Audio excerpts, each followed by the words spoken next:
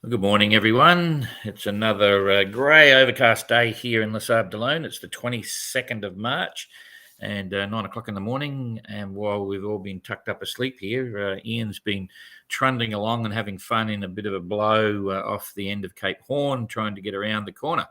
And it's been quite interesting for sure.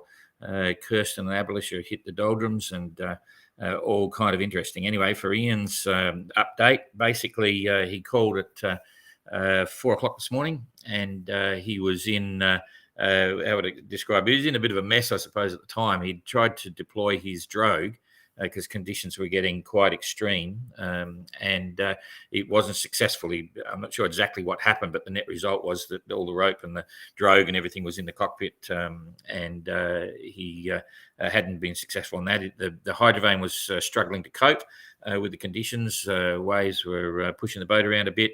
He didn't have anything up at all. Was running under bare poles and hand steering, although he was down below making the call, so the boat was sort of still pushing along. Anyway, we discussed all sorts of things on what he could do. I suggested he should try and think of other options to get something off the back of the boat, like the anchor line or something, any other warp out the back to sort of try and hold it across, and possibly put a bit of sail up the front to help pull the bow down as well when it starts to round up and so on. It was taking a bit of water over the boat.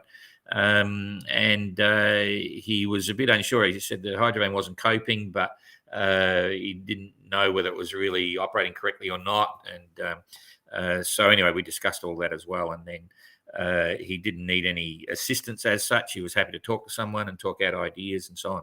So, realistically, the storm that he's in now is projected to move pretty quickly, and in the next sort of 6 hours or so, move over the top of him, move away, and then he's got a couple of days of good weather. So anyway, we left it at that, and he was going to play with some ideas. He called back an hour later, which is all explained in the post that was preceding this tracker update. And he was a lot better organised. He managed to untangle the line and managed to launch the drogue. And he put a little bit of his staysail out, and he buttoned up. He was down below. The hydrovane was on. He was wondering whether to disengage it. He wasn't sure exactly how fast he was going. We've put the tracker up to 1 hourly now just to keep an eye on what's happening. And he was reasonably comfortable, but the boat was getting smashed around a bit by getting pooped off the back of the boat. So because he's going quite slow now with the drogue out. Anyway, he seemed happy enough to say, I'm going to make a cup of tea. He said adrenaline rushing and all that sort of stuff. So we're thinking of him. There's not a lot we can do here. And he wasn't after any assistance. He's just having a hard time. So let's have a look at the tracker and see what's going on here. Oh, wrong one. That's the wrong one there. Looking at all four. We want this one right here. Boom. Okay. So I've got to get onto my screen with the tracker. Okay, so this is actually showing now already that the blow that he's been in is moving over quite fast. And in fact, it's interesting. This model is a combination of three computer models. And, it's not necessarily always accurate. None of the computer models are always accurate. They're an interpretation on, weather data that's coming from floating buoys, and particularly along the coast here, they've got various automatic weather stations as well. But this is suggesting that it's already starting to die down a little bit. But I think it might still be quite windy where he is. Wave heights at the moment. Let's see what they're saying here. Yeah, that's suggesting on the scale, 7 meters or so, 6.5, 7 meters, which is what is forecast. The Chilean Navy forecast was a little bit more extreme than the forecast that we were pulling off of windy. However, I'll show you windy in a minute.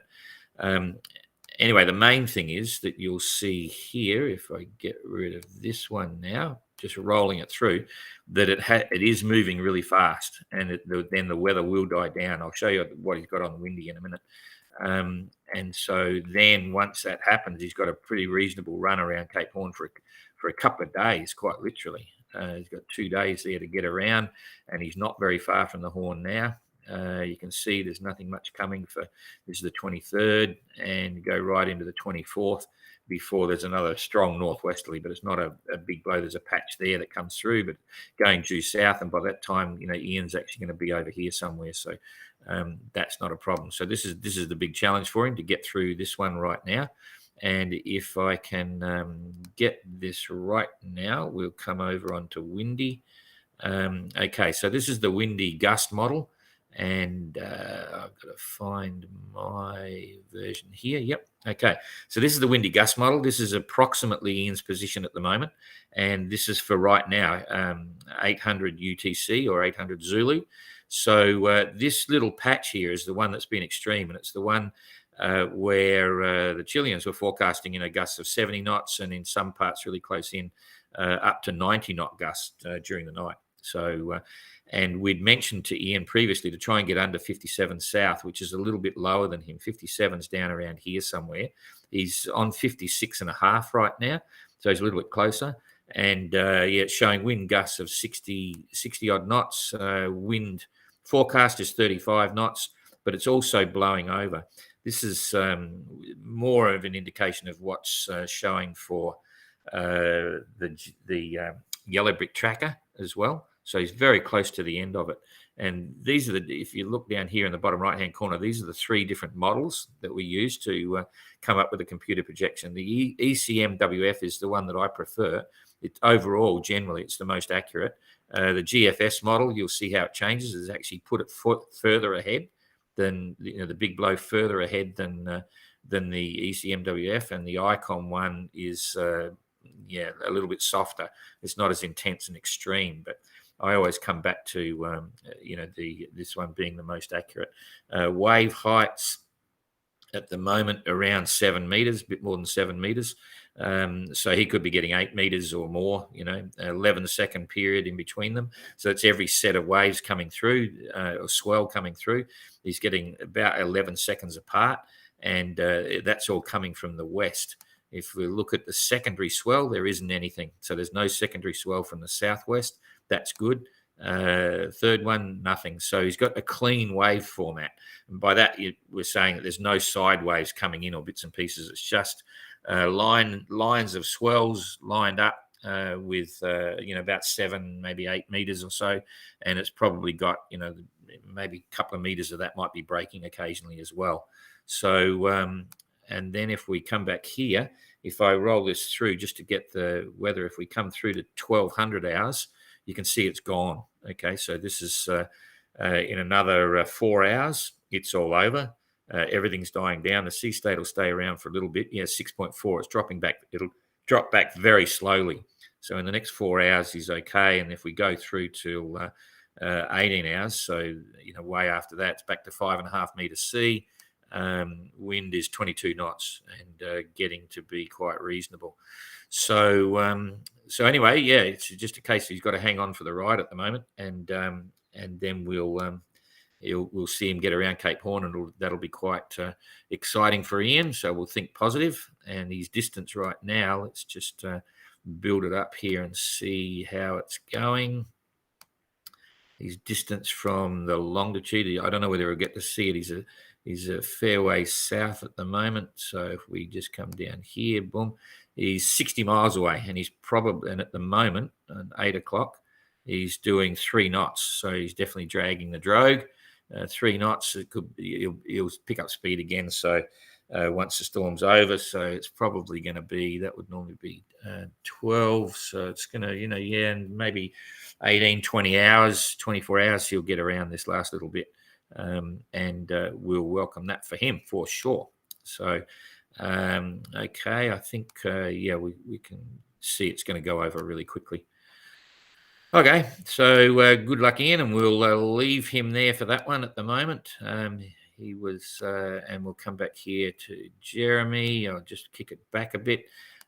Jeremy's having a nice ride right now, doing 121 nautical miles in the day.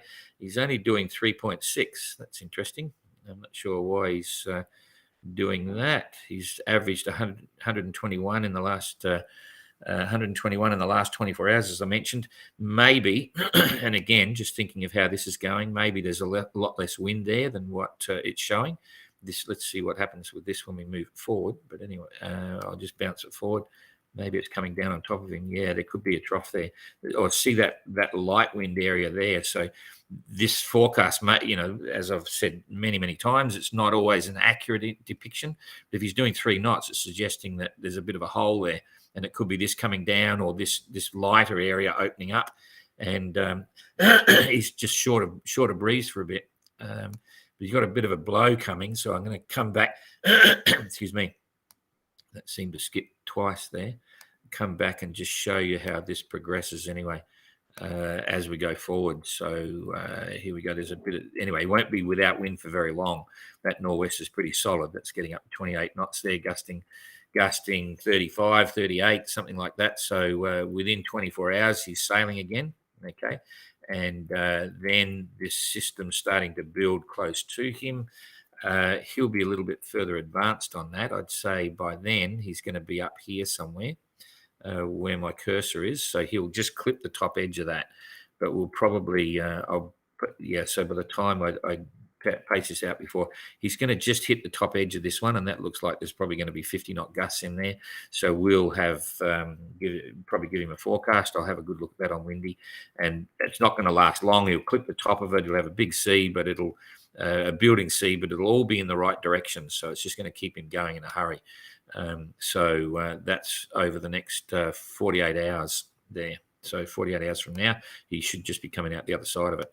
So that's pretty good for Jeremy. And if we come back to right now, Captain Goog, 154 nautical mile a day. So he's happy with that. And he's currently doing 5.7 knots, all headed in the right direction. So that's a bit of a break. But if I remember rightly from tomorrow, and let's just see here. So yeah, he's got this big hole opening up in front of him. So that's about 12, 14 hours in front. He's going to slow down, and he'll have challenges trying to get along across that bit, but it's not going to last long by the look of it. That little puff will come behind him and just push him through it. So that'll be good. And that should, that'll, there we're coming into 24 hours. Okay, that's enough. He'll just keep sailing there, and then that'll get him into this little band of southeasterly trades. Okay, you can see the whole of the South Atlantic's all a mess. This is just a little band of southeasterly trades. He'll finally get across that, and then he'll just scoot up to the Doldrums. Okay, so Goog's looking okay for the next couple of days. And now let's look at the top 3 here. So fun and games all round. Kirsten's doing 0.4 of a knot, only managed 54 nautical miles. She's absolutely in the doldrums. And as I suggested yesterday, Abelish has done 121 nautical miles. So he's taken 70 miles out of Kirsten. It's pretty much about what I thought. He's got this squashed up airflow coming up here that's creating a bit of a bridge up through the doldrums. So he might get lucky with that. And as for Simon, as predicted, he's still doing 6.4 knots, and he's managed 152 nautical mile a day. So Abelish did 121, so he took 30 miles out of Abelish, and took nearly 100 miles out of Kirsten, and he's still got a bit of time to run as well. So I'll just come down here, and I'll see if I can push it up one and still get everything happening. Yeah, we can watch that. Oh, jeepers. We're on the wrong weather there. But anyway, same thing. So nothing's changed there. So Simon's got that breeze going up. Abelish has kept the bridge going up the top. Kirsten's in a hole. Oh, the good news is the breeze isn't far ahead of her, if this is correct. And it's very rarely correct when it's showing a graphic over the doldrums. So just pushing that through. You can see Simon's still got another 2. Oh, look at Abelish. Holy dooly. He's going to fry up there. That's looking very good for Abelish. And Simon's got breeze as well. So Abelish has got fantastic sailing conditions for the next 24 hours. And Kirsten's stuck in a hole. So to give you an idea, he's going to do 150 miles. Maybe 150 miles. Let's say 130 miles. That puts him pretty much on a par with Kirsten. He's absolutely on on a blinder there. So that's pretty cool. And Simon will keep sailing up as well, holding his own with Abolish. That's in the first 24 hours. So then let's see what happens here. Okay. Abolish has absolutely still got breeze, and there's a big hole in front of Kirsten. And Simon's got breeze as well. So there we go, the second day. And generally speaking, Simon's holding the breeze right up through the middle here. And Abolish is starting to go soft in the end, but I think he's still sailing. And if this is correct, and there's this big hole for Kirsten, Kirsten's parked again. So it could be another take on what happened last time. But I'd say with those 2 days, Abolish is going to be way up here somewhere, and Kirsten may be back there. Anyway, we'll just for fun now, we will come back here and I'll keep it going, but it's getting very unpredictable because it's the Doldrums now, more than 2 days ahead. It's pretty hard to hit, but you can see Kirsten's got a huge band there of soft stuff, which will just be local thunderstorms. It's that's 300 over 300 miles across, a big hole, but generally there's more wind over this side. And what I will say is this is the challenge with trying to get across. Normally, traditionally, the Doldrums go in a shape like this. They're in a wedge like that. So you get big area up here, and it gets smaller and smaller and smaller as you come to the coast of the Doldrums. So cutting across the Doldrums is actually not too bad here. But then you've got further stuff going to windward. If you can get across here, you're in a better position. So it's always a gamble, and that's probably enough for today. Thinking of Ian out there, and we'll see you all tomorrow.